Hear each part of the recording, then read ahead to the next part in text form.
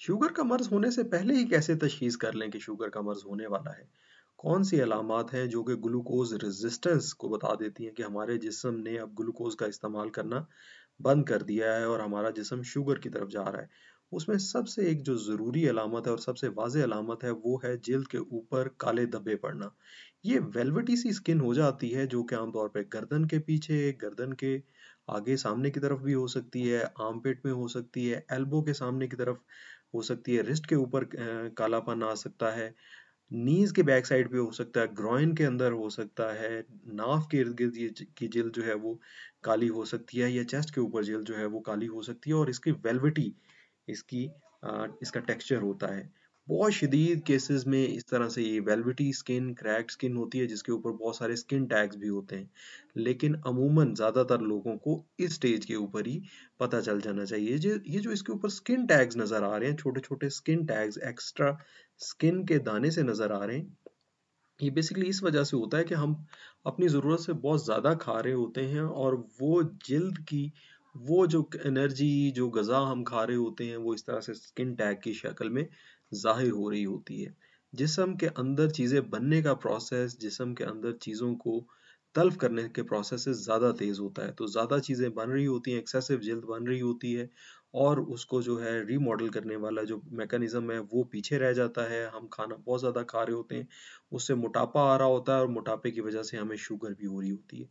अगर तो किसी इंसान को शुगर इस वजह से हो, सबसे पहले वेट की बात करते हैं। अगर तो इस वजह से शुगर हो कि उसको मौरूसी शुगर है, उसको टाइप 1 डायबिटीज़ है, तो उसका वज़न कम होगा। लेकिन अगर किसी आदमी को मोटापे की वजह से शुगर आ रही है, तो उसका मोटापा जैसे-जैसे बढ़ेगा, वैसे-वैसे उसकी शुगर का मसला ज़्यादा होगा। तो वेट गेन या लॉस दोनों हो सकते हैं। एक्सरसाइज एग्जॉस्शन यानी थोड़ी-सी एक्सरसाइज करने से आपका जिस्म थक जाता है। बार-बार छोटे पेशाब की इन्फेक्शन होती है बैक्टीरिया की वजह से या यीस्ट की वजह से।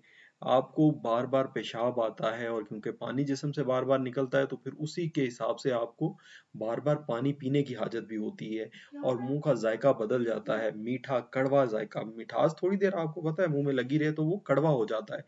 तो इस वजह से मुँह का जायका आपका कड़वा रहता है अक्सर और पानी पीने की बार-बार हाजत महसूस होती है, मुँह बार-बार खुश्क महसूस होता है, गला बार-बार खुश्क महसूस होता है। इंटेंस हंगर या थर्स्ट जो है यानी खाना जो है वो ज़्यादा खाने की चाहत होती है।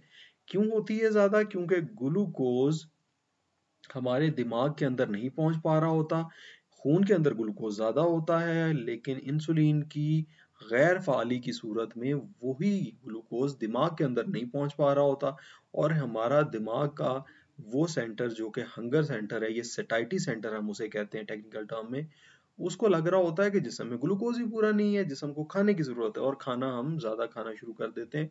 उससे वेट गेन भी फिर ज़्यादा होता है और वेट गेन के साथ-साथ ये मसाइल होता है कि इंसुलिन रेज़िस्टेंस और ज़्यादा हो जाती है, शुगर का मसला और ज़्यादा शदीद हो जाता है।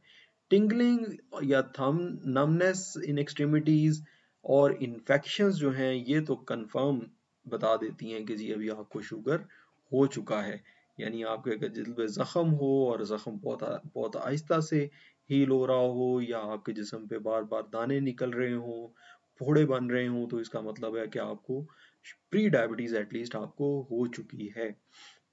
जो टिंगलिंग और नमनेस इन एक्सट्रीमिटीज़ है, ये सारी ये तो किसी को विटामिन बी12 की कमी में भी हो सकता है, इसलिए ये ज़्यादा सजेस्टिव नहीं होता और ये जितनी भी अलामात हैं वज़न का गेन होना, एक्सरसाइज़ इंटॉलरेंस, यूटीआई का हो जाना, पानी ज़्यादा आना या यूरिनरी फ्रीक्वेंसी ज़्यादा जो है वो हो जाना या पानी का ज़्यादा पीना या भूख ज़्यादा लगना या टिंगलिंग या ये सिर्फ सजेस्टिव हैं।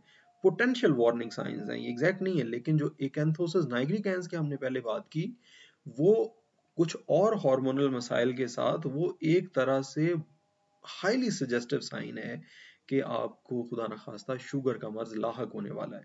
तो इन वार्निंग साइंस को पहले जल्दी से घर पे ऊपर डिटेक्ट करें और अकॉर्डिंगली एक्ट करें ताकि आप डायबिटीज़ से बच सकें क्योंकि एहतियात ही सबसे बेहतरीन इलाज है। ये थी व्यूअर्स मेरी आज की वीडियो, वॉच करने का बहुत शुक्रिया। अस्सलाम वालेकुम।